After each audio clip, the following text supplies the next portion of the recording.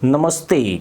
मैं हूं सुरेश कुमार एकलवे और आप देख रहे हैं Hindustan news and tips.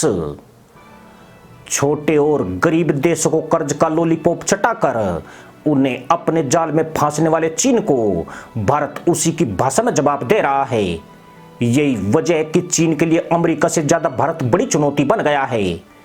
Asia में गरीब देशों की संख्या सर्वाधिक है और चीन यहीं पर अपना कर्ज जाल फैला रहा है, जो कहीं न कहीं भारत की सुरक्षा के लिए भी बड़ा खतरा बना हुआ है।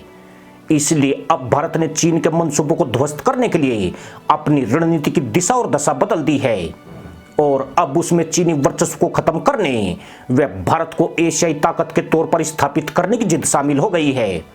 इसी का नतीजा है कि जो चीनी ड्रैगन नेपाल में बड़े इरादे पाल रहा था, अब वहां पर उसकी कंपनियों में खलबली मची हुई है। चीनी कंपनियां सिर्फ नेपाल में ठेके ही नहीं छोड़ रही है, बल्कि वहां से अपना बोरिया बिस्तर समेटकर भागने भी लगी है। वह भी तब जबकि चीनी सरकार नेपाल में उनके पैर जमाने के लिए पूरी ताकत लगा रही है। दरअसल नेपाल ने अपनी नदियों को विदेशी कंपनियों के लिए खोल दिया है।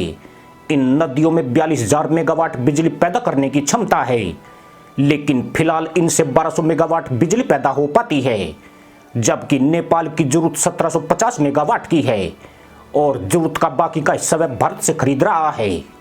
ड्रैगन ने नेपाल को लालच दिया था कि वह उसके पावर प्रोजेक्ट बनाकर उसकी बिजली की कमी को दूर कर सकता है। चीन का ऐसा करने का मकसद भारत के बिजली निर्यात को नुकसान पहुंचाना था और नेपाल पर अपनी पकड़ मजबूत करना था। आपको बता दें कि नेपाल को बिजली बेचने से भारत को काफी आमदनी होती है, जबकि इस वक्त नेपाल 13 अरब डॉलर का व्यापार घाटा झेल रहा है। इसलिए वह चीन के लालच में आ गया और उसने चीन को अपने यहां काम करने की इजाजत दे दी।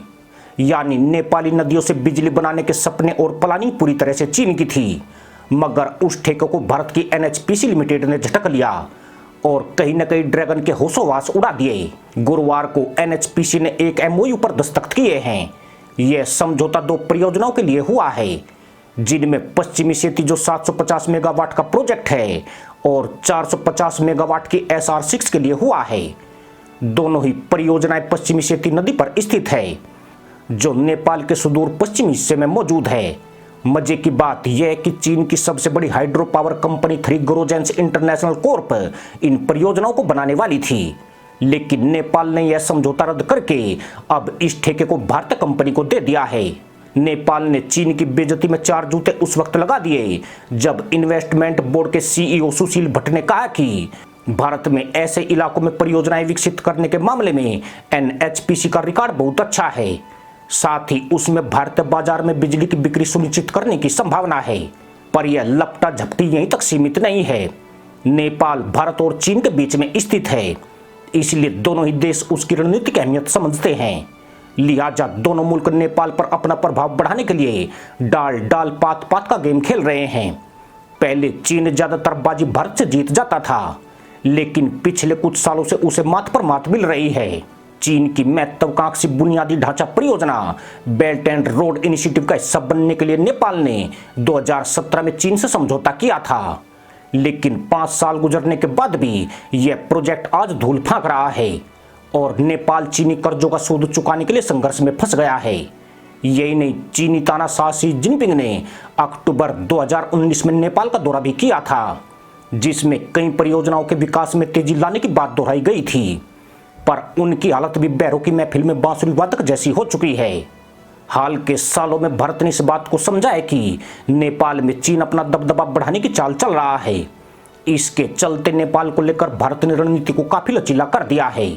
दोनों देशों के नेता लगातार एक दूसरे के यहाँ की यात्राएं कर रहे हैं। बतौर प्रधानमंत्री नरेंद्र मोदी 5 बार नेपाल जा चुके हैं। इसी साल मई में बुद्ध पूर्णिमा के मौके पर पीएम मोदी नेपाल के लुम्बिनी में गए थे। इस दौरे पर भारत और नेपाल के बीच 6 समझौते हुए थे, जिनमें पनबिजली परियोजना प्रमुख रही है। 695 मेगावाट का यह हाइड्रो पावर प्लांट नेपाल के पूर्व में अरुण नदी पर बनाया जाएगा, जिससे नेपाल को 152 मेगावाट की मुफ्त बिजली मिलेगी।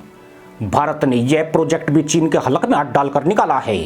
दरअसल भारत ने अब अपनी उंगली टेढ़ी करना शुरू कर दी है। नई दिल्ली ने काठमांडू को स्पष्ट कर दिया है कि अगर नेपाल भारत के पावर एक्सचेंज मार्केट में बिजली बेचने की योजना बना रहा है तो उसे यह सुनिश्चित करना होगा कि उसकी जल विद्युत परियोजनाओं में कोई चीनी घटक नहीं होगा। यही कारण है कि नेपाल चीनी कंपनी को गुड बाय कहने को मजबूर है। सिर्फ इतना ही नहीं, दिसंबर 2021 में नेपाल ने 3 टॉप चाइनीज कंस्ट्रक्शन फर्मों को ब्लैकलिस्ट करके ड्रैगन को तगड़ा झटका दिया था। नेपाल ने इन फर्मों के एयरपोर्ट इंफ्रास्ट्रक्चर डेवलपमेंट प्रोजेक्ट में हिस्सा लेने पर भी रोक लगा दी थी। चीन ने इस बेइज्जती का ठीकरा भारत पर फोड़ा था।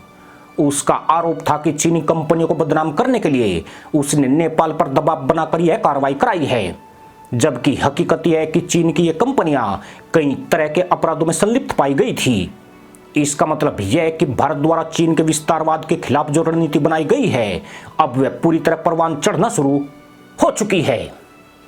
इसी के साथ अनुमति दोस्तों, जय जवान जय किसान जय हिंद वंदे मातरम।